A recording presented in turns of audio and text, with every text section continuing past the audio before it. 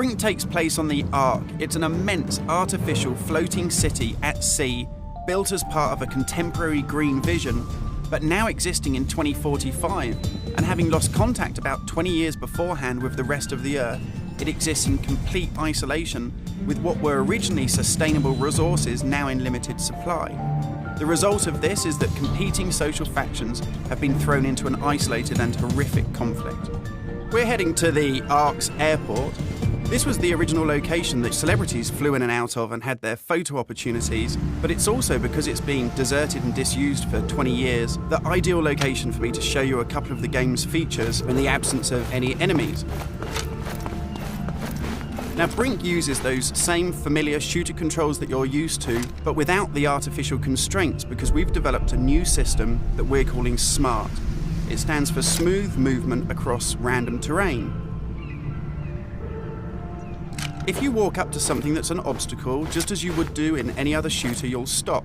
But if you want to try and indicate to the game that you want to get somewhere as quickly as possible, using this SMART button, you're able to vault, mantle, and climb with ease. And this is a cool system for helping you navigate through the game, but it's not an autopilot. You don't enter a canned animation that you can't get out of. It's great for advanced players too. If you're approaching an obstacle, like a security sensor, and you want to make it through that obstacle without perhaps alerting the enemy to your presence, you could just look up, and you'll mantle up and over that automatically. And by the same token, if you use your same SMART button just running towards something and looking down, you'll indicate to the game that you're able to slide under something. And this is really important because in Brink, we want you to be able to make tactical decisions about where you go and how you play. It's not a rail shooter where you're on a kind of minecart witnessing canned cinematics.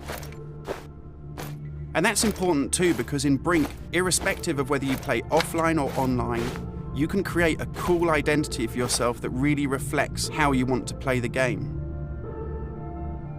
So in Brink, you take on a combat role that suits your preferred playing style, whether you're on the front line attacking the enemy or perhaps at the rear doing support. You'll take part in military objectives as part of a coordinated squad. And when you complete these successfully, you'll earn experience points that allow you to unlock cool upgrades for your weapons, really cool abilities that suit the way that you want to play, and also cool outfits that reflect what a badass you are. And you can do this irrespective of whether you play offline in traditional single-player style mode with no internet connection, or play cooperatively with up to 7 friends, or go online and play fully where the entire game is full of strangers.